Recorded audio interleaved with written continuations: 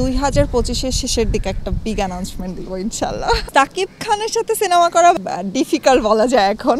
সাকিব খান ভাইয়ার আমি big fan. আমার সিনেমার অভিনেত্রী হওয়ার স্বপ্নটা ছোট থেকেই ছিল। সিনেমা যখন করব সেটা যেন ধামাকা কিছুই হয়। পরিকল্পনা একটাই, শুধু acting acting acting and acting. দর্শক, এই মুহূর্তে আমার সাথে উপস্থিত আছেন অভিনেত্রী ফারিন খান। ফারিনের সাথে একটু কথা বলবো, হঠাৎ করে তার সাথে দেখা। ফারিন, কেমন চলছে এখন কাজ?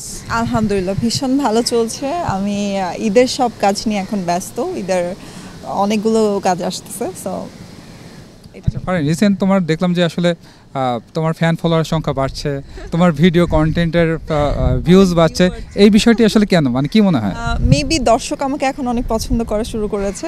আমাকে আগেও পছন্দ করতো, এবং সত্যি বলতে আমি এত লম্বা চড়ে একটা ব্রেক দেওয়ার পরে আবার কাম ব্যাক করেছি, এবং সবাই এত পজিটিভলি আমাকে নিয়েছে। লাস্ট আমার দুটো কাজ ফারহান ভাইয়ের সাথে বেশ ভালো মিলিয়ন ভিউ ক্রস করেছে, 5 মিলিয়ন প্লাস প্রায়। সো সব মিলিয়ে দর্শকের হয়তো আমাকে এখন পছন্দটা একটু বেড়ে গেছে। মানে এখন কি সিনেমার সিনেমার অফারের অপেক্ষা আছো? সিনেমার অফার আমার কাছে সবসময় আসে, এবং এর আগেও এসেছে, এখনও আসছে। বাট আমি আসলে সিনেমার জন্য এখন রেডি না, হয়তো বা সামনে কাজ করার প্ল্যান আছে। আচ্ছা, তারা সবাই কি সেলিব্রিটি যারা আছে বা সবাই যারা নতুন মুখ বা পুরানো যারা হোক না কেন, সিনেমার জন্য ওয়েট করে কেন, কি মনে হয়? Cinema is a very big platform, যেখানে আসলে কাজ করার জন্য আমার মনে হয় একটা প্রিপারেশনের দরকার হয়, এবং নেওয়া উচিত আমার মনে হয়। যেহেতু আমি একটা সিনেমা করেই এসেছি ইন্ডাস্ট্রিতে, বাট তখন অনেক ছোট ছিলাম। আমার কাছে মনে হয়েছে যে আমি আরেকটু পরিপক্ক হই কাজের ব্যাপারে, আরেকটু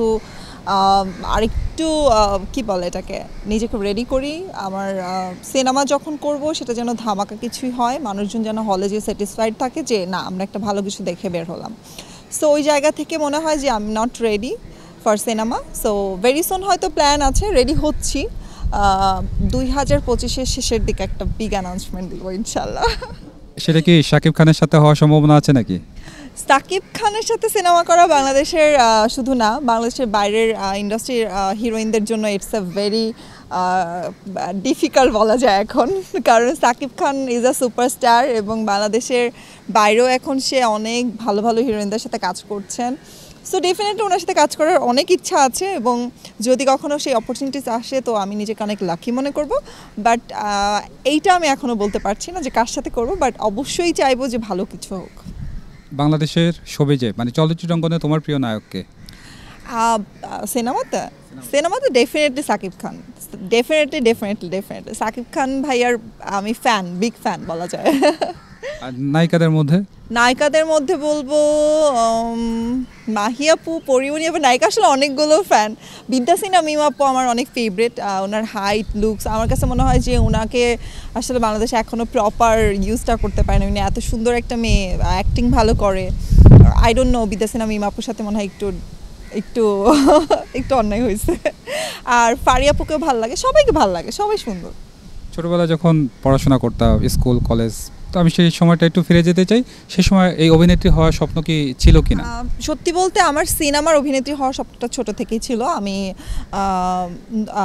শাবনূর আপুর অনেক বড় ফ্যান ছিলাম, এবং স্টিল আমি শাবনূর আপুর অনেক বড় ফ্যান। সো শাবনূর আপুকে দেখে আমার মনে আছে যে আমি ছোটোবেলায় মেরিল প্রথম আলো অ্যাওয়ার্ড নিজে বাসার বিছানার উপরে স্টেজ বানায় উঠে বলতাম যে okay I am the winner.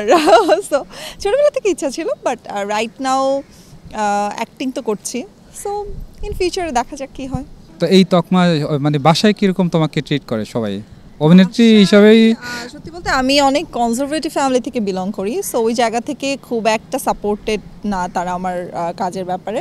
But right now একটু তারা দেখছে যে আমি গুড প্রজেক্ট করছি, এবং মানুষজন খুব পজিটিভভাবে বলছে। তারা যখন বাইরে বের হচ্ছে, মানুষজন আমাকে নিয়ে কথা বলছে, যেটা পজিটিভলি নিচ্ছে তারা। সো ওই জায়গা থেকে এখন তারা একটু পজিটিভ, খুব বেশি না আর কি। এই তো সবে যে পিছনে কথা বলার মানুষের সংখ্যা অনেকেই বলেন অনেক বেশি, তোমার কি মনে হয় তোমার পিছনে কথা বলার মানুষের সংখ্যাটা কেমন?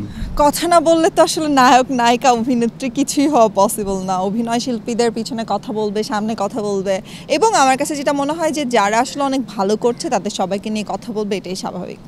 এটা আমি পজিটিভলি নেই, কারণ কথা না বললে আসলে আমি নিজেকে আরও বেশি ডেভেলপ করতে পারবো না। মানুষজন যখন কিছু বলে তখনই ওই জিনিসটার উপর আমরা বেশি ফোকাসড হই, রাইট? সো ওই জায়গা থেকে আমার কাছে মনে হয় যে কথা বলেই হয়তো বা আমি।